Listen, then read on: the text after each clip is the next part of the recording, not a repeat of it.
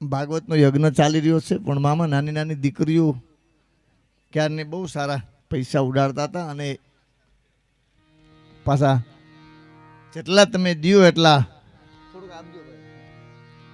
એટલે કારણ કે દેવું મરવું બધું હરખી વાત છે. આ તો બધો આનંદનો પ્રોગ્રામ છે. હમણાં કેટલી બધી અહીં ફરમાઈશ આવી છે, કારણ કે એ તો આખી સપ્તાહમાં રોકાઈ ત્યાં ભેગું થાય એમ છે. એવું કાંઈ છે નહીં. પ્રોગ્રામ તો આજનો દિનો છે, પણ ફરમાઈશો આવે છે. દરેક ફરમાઈશ બીજા રાઉન્ડમાં બેને કીધું પૂરી કરવાની છે, અને એ પણ સારી વાત છે. ફરમાઈશો સારી આવે છે, સારા ગીતોની આવે છે, સારા ભજનોની આવે છે. મીરાને કોકે કીધું કે આ ઝેર રાણાએ મોકલ્યું, તો કે ઝેર જ મોકલે. ચાલુ બજારમાં આપણે હાલ્યા જતા હોય ને કોઈ આપણે 2-3 ગાળ્યું દઈ લઈએ, એટલે આપણા વડીલો આપણા સાહિત્યકારો એમ કહે છે કે ચાલુ બજારમાં આપણે હાવ નિરાતે હાલ્યા જતા હોય ને કોઈ 2 ગાળ્યું દઈ લે એને સામે ગાળ દેતા નહીં. કે કેમ કે એ એનો પરિચય કરાવે છે કે અમારી પેઢીઓ આવી છે. એ તો એનું સરનામું વાયા પોસ્ટ. મામા બધા એમ કહે છે કે બધી ભાષા કોઈ સાંભળતું ન હોય. કોયલની ભાષા કોયલ સાંભળે, કીડીની ભાષા કીડી સાંભળે, માણસની ભાષા માણસ સાંભળે, ભેંની ભાષા ભેં સાંભળે, ગાની ભાષા ગા સાંભળે. જે જીવતા જે જીવ ભગવાને મોકલ્યા છે એ જે ને કે એક દાદાને જાહેરમાં માયલેતા હતા ને કોકે પૂછ્યું દાદા કેટલા દીકરા? એ કે 5. એ કે તો માધવની મહેરબાની ને કે ના 3 જેલમાં વે ફરાર છે. કે તો ઓલાને છોડાવવા જાવ તો કે નહીં, ઓલાને હાજર કરવા લે, એક જામીનમાં છૂટી જાય. ગાંધીગીરમાં સાંભળી લેજો, કરોડો રૂપિયા બગાડી, દરેક જગ્યાએ વાત કરું છું મામા, અબજો રૂપિયા બગાડી અને માણસો સિંહ જોવા માટે આવે છે. આ ચૂંટણીમાં અમે રમેશ મામા એક નેહડામાં ગયા હતા, નામ ન અપાય મેં કે પાછા જાય તે આપણે નડે ને. પૂછો ખરા, ઓટોમેટિક તમારી આ ગાડીઓ હોય ને એના લોક ખોલ લીધા હતા. આપણે એમ કે અંગૂઠા સાફ છે તો કેમ? હા, ગાંઠના ઓલા આપણે લઈ ગયા ને ટોપિયું ને આન તેને બધું દીધું, એ ઘટ્યું, એ કે દિયો એમ. પણ એ જે ગાંધીગીરમાં સિંહ જોવા માટે માણસો આવે છે એટલા બધા પૈસા બગાડે છે. બધાય સિંહ પ્રદેશમાં મૂકી આવીને તો હોટલોવાળા માખ્યું મારે તો જ થાય, એને હાવજ સિવાય કોઈ નહીં. પણ સાસણગીરમાં નેહડામાં અભણ અંગૂઠા સાહેબ છે ને અમેરિકાવાળાને એવા ઘુમરા નખવે એમાં હાગડાને ઠૂઠું બતાવીને કે જો બેઠો હાવજ, એ કે બસ આલ્યો 2000 વાંધો વયા જાય. પછી ઓલાને રામામાં અઠવાડિયે વિચાર આવે કે એના હાવજને પૂછડા નહીં હોય.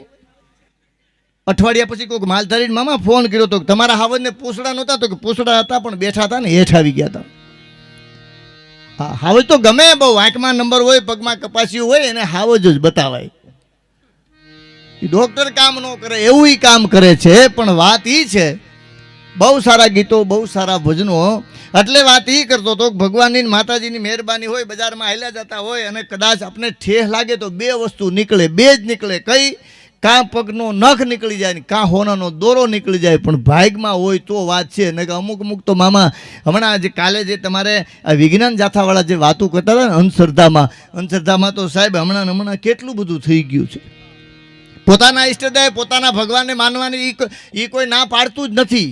કોઈ વસ્તુ નહીં, ગમે ત્યાં મંદિરે જાય તો 10 મિનિટ થાય, પણ 60 વર્ષ સુધી વિચાર ન આવે તો શું કરીએ એમ. એક ભાઈને મહેમાન એવા 3 જોડી ચશ્મા જોઈને મહેમાન ઘુમરે સડી ગયા. 3 જોડી શું કામે? તો કે એક નજીક વાંચવાના. તો કે તો બરોબર છે. તો આ બીજા તો કે કોઈ શેટેથી આવતું જ ખબર પડી જાય કે ઉઘરાણી વાળો જ છે.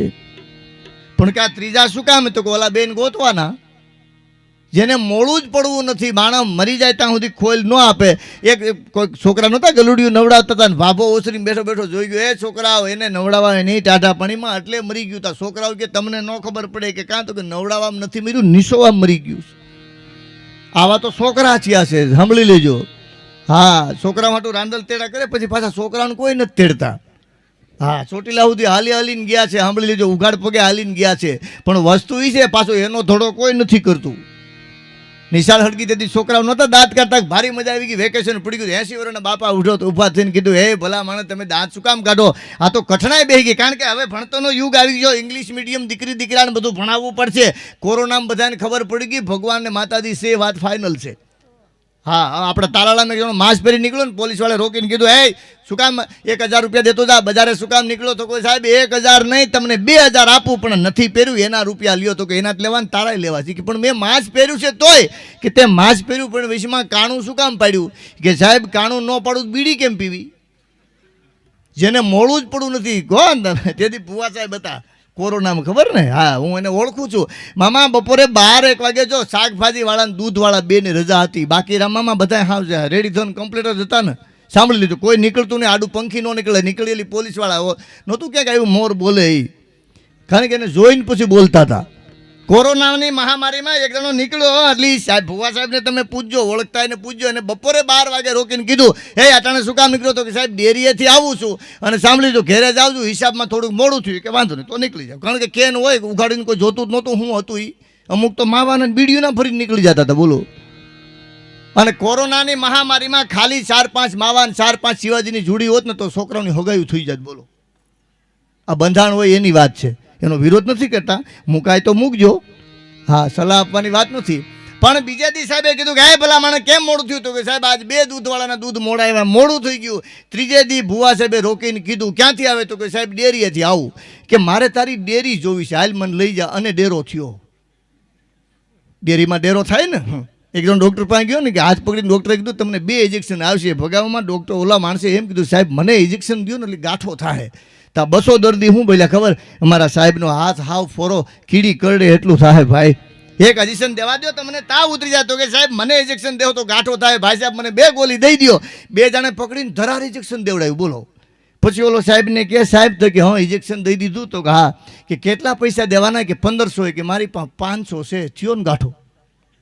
એ પોતાના ગાંઠાની માણસમાં વાત જોતું તું, પોતાનો માણસ ખોલ દઈ દે.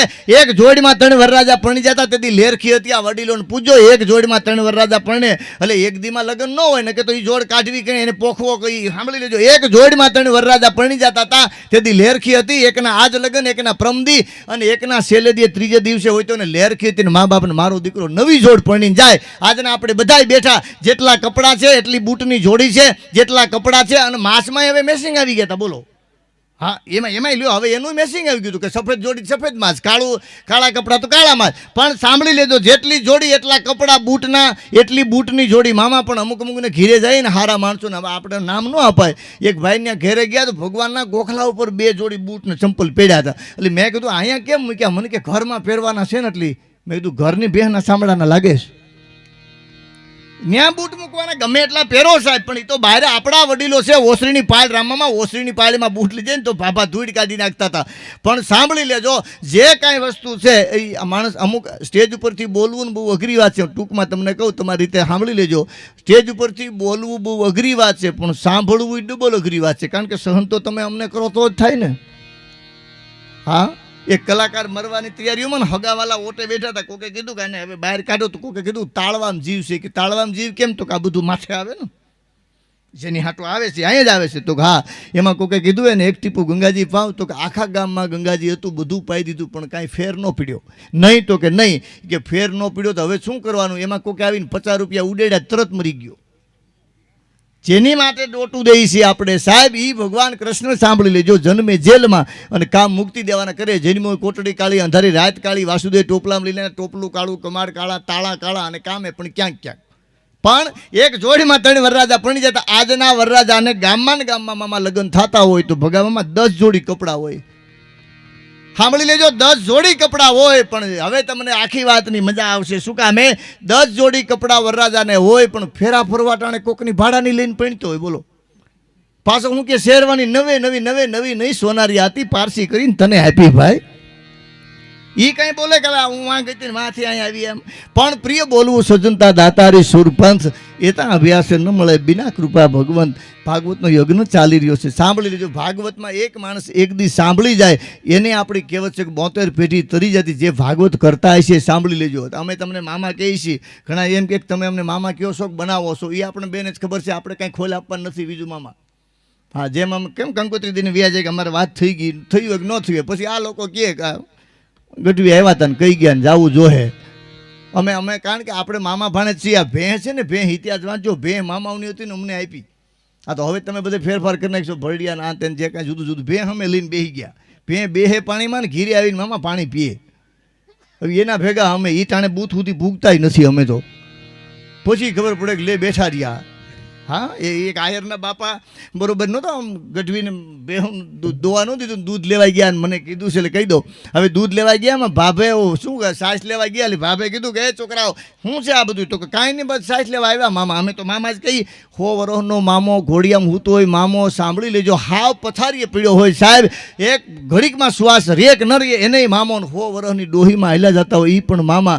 સાંભળી, અમે એને ફૂઈ કહીએ છીએ, એની દીકરી ફૂઈ, એને ઘીરે દીકરાના ઘીરેથી હોય પણ અમારી ફૂઈ. સાંભળી લેજો, આ જે કાંઈ જૂના જૂના પહેરવેશ જે બજારમાં લઈને પહેરીને નીકળીએ, અજાણ્યો માણસ એમ કહી દે, સાંભળી લેજો સાહેબ કે આ કોક પણ કાઠિયાવાડનું હોય છે. ને કે આયરના બાપા લ્યો સપ્તાહ વાંચતા હતા મામા, 8 દી સુધી રામાયણ વાંચી ને, રામાયણ વિશેમાં રાવણ મીરો દઈને ગામવાળા ઊભા થઈને કે હું બાપા છોટી પીડા ગામને બધાને ખોટી કરો, ધંધે ચડાવો, ક્યાંક આમ ન હોય કે પણ થયું હું કે તમે 8 દી રામાયણ વાંચી એમાં રાવણ કેમ ન મીરો? તો કે હું આયરથી બ્રાહ્મણને ન મારું ભાઈ.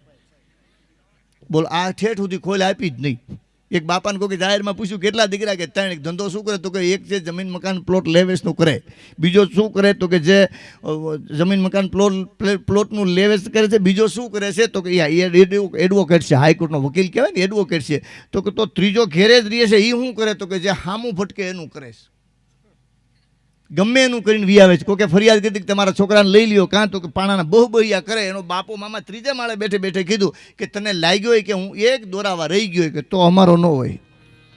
એ કે એનું કારણ શું? તો કે અમારા 302 સિવાય ઘીરે જ નથી આવતા. અમારે તો પોલીસ ખાતું આવે ત્યાં જ મજા આવે. એક ભાઈને મહેમાન આવ્યો, છોકરો ધૂળમાં નવા કપડાં પહેરીને ધૂળમાં બેઠો, ધૂળ મીંડો ઉડાડવા, એને પલોઠી વાળીને બેસી ગયો, ધૂળ ઉડી ઓલાના મહેમાનના કપડાં એમ થયું બગડી જાય. પણ આ છોકરો જો નવી જોડ પહેરીને બેઠો, એટલે ગરદણીએ પૂછ્યું, છોકરો સંસ્કારી બહુ છે, ધૂળમાં બેસી ગયો? તો કે અમારે એમ જ બેસી જાય. કે નામ શું છે? કે નામ સોમનાથ.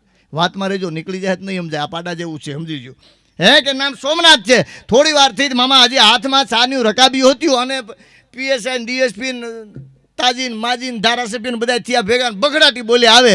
ઓલી મહેમાને ઘર ધણીને પૂછ્યું આ બગડાટી આગળ કાંઈ નતું, આ હું હટાહટી બોલે? તો કે અમારો ઝીણકો છે ને ગામમાંથી ઘીરે આવે છે. એ કે પણ એનું નામ? તો કે ઘેલા સોમનાથ. એ મોળા જ ન પડે. એટલે ઓલો સાસ લઈને નીકળ્યો, એમાં 70-80 વર્ષના બાપાએ કીધું કે કાંઈ ફાવે છે ભાણુભા? તો કે બધું ફાવે છે. તમારે શું સાંભળવું? તો કે રામાયણ છે, મહાભારત છે, શિવપુરાણ છે, દેવી ભાગવત છે. તો કે મામા બધું આવડે છે, પણ હવે હું સાસ લેવા આવ્યો છું, મોડું. તો કે નહીં, કે સંભળાય તો આ 2 દીથા સાસ લઈ જાય. પછી છોકરાએ ચાલુ કર્યું, ચારણના છોકરાએ, આયરના બાપા અમે ચાલુ કર્યું. તમને કહી દઉં એ કે અયોધ્યા નગરી? તો હા. દશરથ રાજા? તો હા. 3 રાણીઓ 4 દીકરા? તો કે વનમાં ગયા? તો હા. એ કે હનુમાનજી આવ્યા? તો રાવણ આવ્યો? તો હા. સીતાજીને ઉપાડી ગયો? તો હા. હનુમાનજી આવ્યા, 2 દી રોકાઈને પાછા તેડે આવ્યા. બોલો રામચંદ્ર ભગવાનની જય. હાલો મામા, જય માતાજી. ભાભો કે આ મને 80 વર્ષના આવા ગાળિયા નાખે છે. કે પણ થયું હું? તો કે આમ હોય. તો કે મામા કળશા સાહેબમાં કેટલીક હોય. હાવ સીધી સરળ વાત છે. માણસને સારું થવું હોય તો જ કંઈક પ્રયત્ન કરવા પડે. સાંભળી લેજો, સારું થવું હોય તો, બાકી ખરાબ તો સહી 100% વાત છે. જેને લાયક બનવું હોય એને જ કંઈક પ્રયત્ન કરવા પડે. બાકી ઉંમર લાયક તો ખાટલામાં પીડ્યું થવાય. એક બેન કટલેરીવાળાને ત્યાં રોજ લેવા જાય. કટલેરીવાળો કે બેન હકડાઈ કરો માં, બીજા ગ્રાહકને આવવા દો. કે કાં તો કે તમે કાંઈ લેતા નથી. કે હું તો લઉં છું, તારે નજર રાખવી જોઈએ ને. આ તો પછી ખબર પડી બાજુના ખોખા ખાલી પીડ્યા હતા. ડબલમાં કેવું ભાઈ? વાહ, સરસ. એટલે ઘણી બધી ફરમાઈશું છે અને ખૂબ આપણે આનંદ કર્યો છે. ભાગવતનો યજ્ઞ ચાલી રહ્યો છે ને હું હમણાં અહીં બેઠો હતો ત્યારે બધા કહેતા હતા. એટલે વાત તો એ કરું મામા કે આજુબાજુ આપણે અહીંયા મુખ્યમંત્રી આવ્યા ત્યારે ભીખુદાનભાઈ અરે કોઈક આમ સમાજમાં આપણે બેઠા હતા ને જમવાની થોડીક વાર હતી ત્યારે કોઈકે વાત કરી હતી, સાંભળી લેજો કે તમને અમેરિકામાં મજા આવતી છે, તમે પરદેશમાં જાઓ તમને રૂપિયા ડોલર આવતા છે, ત્યાં મજા બહુ આવતી છે. તેથી ભીખુદાનભાઈએ એટલું કીધું કે અમેરિકા જાઉં, દુનિયાને કોઈ પણ છેડે જાઉં, પણ માણેકવાડામાં વાડીએ કોઈક ભજીયા બનાવે અને ભજીયા ખાવા બરકેને જે બોલાવે ને એ અમેરિકામાં મજા ન આવે. સાંભળી લેજો. એમ આપણે બધા આ નજીકવાળા છીએ ને એમાં માણેકવાળા જે બોલાવે ને આપણી પોતાની વાતોની બધાને ખબર હોય. આપણી બધા કે તમને કહી દઉં જાહેરમાં 1972માં બીજા ડાયરાને ખબર ન હોય તો કહી દઉં 1971-72માં અમારા મામા રહેતા, મારા 2 મામા અને એક મારા બાપા, એ 3 મામા રહેતા. અમારે 60 વીઘા જમીન છે. હું ક્યાંક બોલ્યો તો આજ બાદલપરામાં પ્રોગ્રામ માટે પહેલી વાર આવ્યો છું. આમ તો અનેક વાર આવી છે, ક્યાંક પ્રસંગોપાત આવી 60 વીઘા જમીન છે ને. હવે તમને જાહેરમાં કહી દઉં, તમને મજા આવે તો તાલી પાડજો. 60 વીઘા જમીન ધાના માંડા ન તો જમીન અત્યારે અમારી પાસે ન હોત.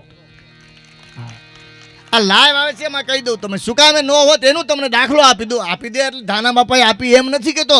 1972માં અમારા જે ભાભલા છે એ બધા આમ નીકળ્યા ને અમારે ક્યાંક રહેવું છે, અમારી દુષ્કાળ પડી ગયો, જંગલમાં કાંઈ નથી. તેથી રામમામા કોકે એમ કીધેલું કે આ ગામમાંથી કીધું હું નામ ભૂલી ગયો એ કે તમે બાદલપરા વયા જાઓ, ત્યાં ધાના માંડા કરીને આયર છે ત્યાં તમે જાઓ. પછી અમે ત્યાં રોકાણ, અમારા વડવા રોકાણા, ખાવા પીવાથી માંડીને બધું દીધું. પણ હવે સાંભળી લેજો, મેં ક્યાં કીધું તું જ્યારે આપણે જસુભાઈનો ફોટો મામામાં બેહાડ્યો આપણે રાખ્યો સમાજમાં, ત્યારે પૂનમબેને તમે બેઠા ત્યારે મેં જાહેરમાં કીધું કે એટલું અમારા બાપા છે ને, અમારા બધા ગોવાળું એ ત્રોપા છે ને સોરીને પી જતા હતા. એમાં આવું હતું મામા, એ રામામાં ત્રોપા તોડીને ખાઈ જાય, પી જાય, સાંભળી પછી ઘા કરી દે વાળમાં. હું છે પછી ખબર ન પડે, એક સોટલું નો રહેવા દે. ધાના બાપા આવીને કાયમ એમ કહે, જસુ મામાને કહેતા, ગોવિંદ મામાને કહેતા, કાળા મામાને ભગાવાની, એ મને ખબર નહીં. એ કે છોકરાઓ આપણા મજૂર છે ને હવે બગડી ગયા છે, કે કાં તો કોઈ ત્રોપા ચોરી જાય છે, પી જતા હોય કે લઈ જતા હોય ખબર નહીં. એટલે કીધું કે બાપા એવું કાંઈ ન હોય. તો હા હું નજરે જોઉં છું. હવે વાડની કટાઈ આવી ને તો શરૂઆત ત્યાંથી થઈ, ભેહું બેઠી હતી ને ત્યાંથી થઈ. જેવો વાડ આમ થોડોક વીખીને હમો કર્યો ત્યાં તો ત્રોપાના ઢગલા નીકળ્યા હો.